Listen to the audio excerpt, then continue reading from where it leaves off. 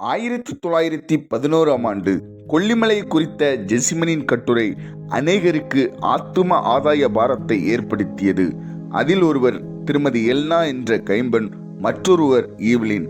மிகப்பெரிய செல்வாக்குள்ள குடும்பத்தில் பிறந்த இவர்கள் தங்களின் வசதியான வாழ்க்கையை விட்டுவிட்டு இந்தியாவில் தேவப்பணி செய்ய தங்களை ஒப்புக் கொடுத்தார்கள். பாரத்தோடு இந்தியா நோக்கி பயணம் செய்தார்கள். அவர்களில் ஈவ்லின் நீலகிரி மலையில் உள்ள குன்னூரில் தமிழ் மொழி கற்க அனுப்பப்பட்டார்கள். ஜெசிமனுக்கோ சென்னையில் இருந்து ஊழியம் செய்வதோடு பாப்டிஸ்ட் சங்கத்தின் மற்ற பொறுப்புகளையும் கவனிக்க வேண்டியதாக இருந்தது. எல்லா மிஷினரிகளுக்கும் சங்கத்தின் செய்திகளை கடிதம் அனுப்பும் வேலையும் நியமிக்கப்பட்டது. இந்த நிலையில் டைபாய்டு காய்ச்சல் மூலம் பாதிக்கப்பட்ட ஈவ்லினை ஜெசிமன் கடிதங்கள் மூலம் தேற்றினார். 1913ஆம் ஆண்டு ஆகஸ்ட் மாதம் சேந்தமங்கலத்தில் ஜெசிமனுக்கும் ஈவ்லினுக்கும் SBM ஆலயத்தில் வைத்து திருமணம் நடந்தது. திருமணம் நடந்த அன்று மாலையிலேயே திருமண தம்பதியினர் கொல்லிமலை நோக்கி பிரயாணத்தை ஆரம்பித்தார்கள். பின்னர் அநேக மெடிக்கல் கேம்ப்கள் நடத்தினார்கள். அதன் மூலம் மக்களிடத்தில் ஆண்டவரின் வார்த்தையை சொல்லி வந்தார்கள். கிட்டத்தட்ட 10 நாட்கள் ஒரு பகுதியில் தங்கி மெடிக்கல் கேம்ப்கள் நடத்தினார்கள். அந்த நேரங்களில் அந்த கிராமங்களில் இருக்கும் ஆடு அல்லது மாட்டுக்கொட்டையே அவர்கள் தங்கும் இடமாக இருந்தது. கொல்லிமலை தமிழ்நாட்டின் கிழக்கு தொடர்ச்சி மலையை சார்ந்தது. இங்கு காராளர் என்ற மலை மக்கள் வாழ்ந்து வருகிறார்கள். இது கடல் மட்டத்திலிருந்து 3000 முதல் 4000 அடி உயரம் உள்ளது. 40 கிலோமீட்டர் நீளமும் 16 கிலோமீட்டர் அகலமும் கொண்டது. காடுகள் அடர்ந்த பிரதேசம். இங்கு கரடி, சென்னாய் போன்ற கொடிய மிருகங்கள் காணப்படுகிறது. இது 14 நாடுகளாக பிரிக்கப்பட்டு ஒவ்வொரு நாட்டிலும் பல கிராமங்கள் இருந்தது. மேலும் கொல்லிமலையானது கொடிய மலேரியா பிரதேசமாக இருந்தது. எந்த ஒரு மிஷினரியும் கால் வைத்திராத தேசமாக இருந்தது. ஒரு கிறிஸ்தவர்கள் கூட இங்கு கிடையாது.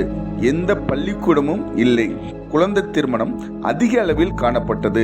பாவச் செயலில் ஈடுபடும் மனிதன் அவன் பாவம் செய்வது கண்டறியப்பட்டால் அவன் ஊருக்கு கேழ்வரகு களி செய்து பன்றி இறைச்சியோடு விருந்து வைக்க வேண்டும். அப்படி செய்வதால் அவன் பாவம் நிவர்த்தியாகிவிடும் என்ற மூட பழக்க வழக்கம் இருந்து வந்தது. இங்கு வாழும் மக்கள் குறி கேட்பதற்கும் நோய்கள் குணமாவதற்கும் பூசாரிகளையே நம்பியிருந்தனர். ஒவ்வொரு கிராமமும் ஒவ்வொரு பூசாரிகளின் ஆளுகைக்கு உட்பட்டு இருந்தது. சாலை வசதி இல்லாதிருந்ததால் வெளி உலகத்துடன் தொடர்பில்லாமல் இருந்தார்கள். இப்படிப்பட்ட மலை மக்களுக்கு யார் சென்று ஊழியம் செய்ய முடியும்? யார் கிறிஸ்துவின் நற்செய்தியை அறிவிக்கக்கூடும்? இப்படிப்பட்ட இடத்தில்தான் தேவ அன்பை மிஷினரிகள் அறிவித்து வந்தார்கள். 1913ஆம் ஆண்டு ஜெசிமன் ஈவ்லின் தம்பதியினர் பாடுகளும் கடினமானதுமான கொல்லிமலைக்கு இயேசுவின் அன்பை எடுத்துச் சென்றனர். கொல்லிமலை, பச்சைமலை, கல்வராயன் மலைகள், பேதமலை, வைத்தூர் மலை என்ற 5 மலைகளில் கிறிஸ்துவை அறியாமல் வாழும் மக்களுக்கு கிறிஸ்துவை அறிவிக்க வேண்டும் என்று உறுதிமொழி செய்திருந்தனர் ஜெசிமன் ஈவ்லின் தம்பதியினர். ஆனால் எதிர்பாராத விதமாக ஜெசிமன் மரித்து போனதால் கொல்லிமலை மற்றும் பச்சை மலைகளுக்கு மட்டும் சென்று கிறிஸ்துவை அறிவிக்க முடிந்தது. இந்த நிலையில் தகப்பனை இழந்த பிள்ளைகளை பார்க்க இங்கிலாந்து சென்றார் ஈவ்லின் அம்மையார். சில நாட்கள் பிள்ளைகளோடு செலவழித்த பின் மீண்டும் கொல்லிமலை ஊழியத்தை தொடர பாப்டிஸ்ட் மிஷனில் விண்ணப்பித்திருந்தார். ஆனால் தனியாக வயதான காலத்தில் ஈவ்லின் அம்மையார் கொல்லிமலைக்கு செல்வதை விரும்பாத பாப்டிஸ்ட் மிஷன் ஈவ்லின் அம்மையாரின் விண்ணப்பத்தை நிராகரித்தது.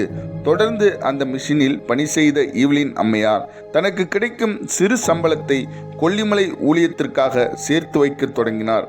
தன் கணவரோடு கொல்லிமலையில் செய்து வந்த ஊழியத்தை எப்படியாவது தொடர வேண்டும் என்று பல முறை முயற்சி செய்தாலும் பாப்டிஸ்ட் மிஷன் அதற்கு ஒத்துழைக்கவில்லை. மிஷனுடைய அனுமதி பெற்ற பிறகுதான் அவரால் இந்தியாவிற்கு மீண்டும் வர முடியும். ஈவ்லின் அம்மையார் இப்படியாக 18 வருடம் இங்கிலாந்தில் இருக்க நேரிட்டது.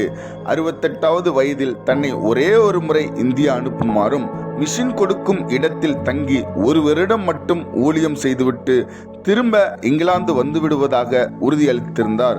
இதனை அடுத்து இந்தியா சென்று 1 வருடம் மட்டும் ஊழியம் செய்ய மிஷன் அனுமதி அளித்தது.